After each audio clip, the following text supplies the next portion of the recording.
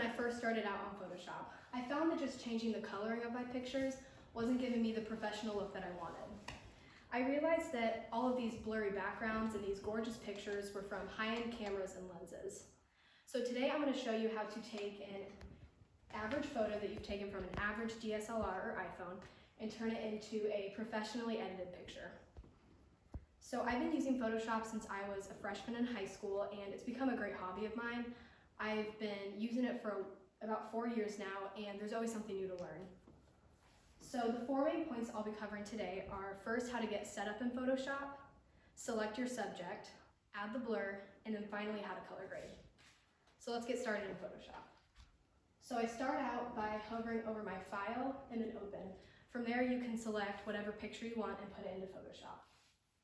So now that we're all set up, we're going to get into selecting our subject.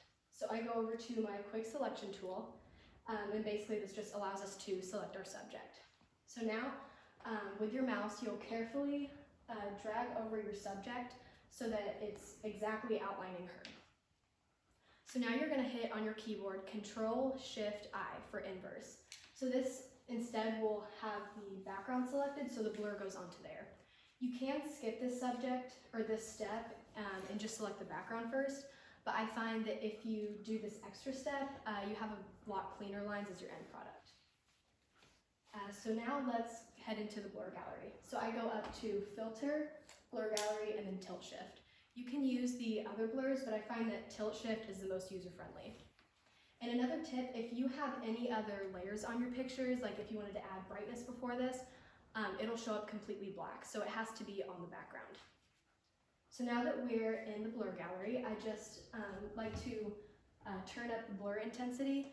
I usually try to keep it under 30 because it can start to look like more of a backdrop rather than a natural blur.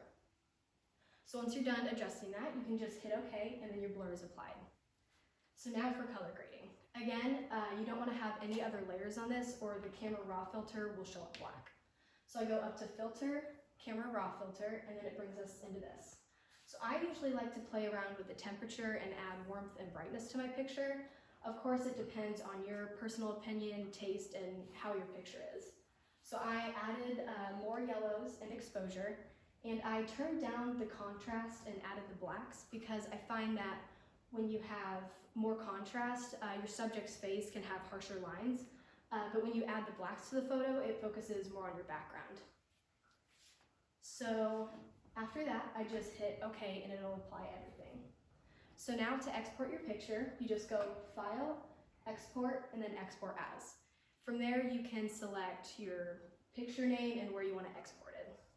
So in conclusion, anyone can use Photoshop, and it's something that you can use for an average picture, and you can turn it from an average picture to an impressive one.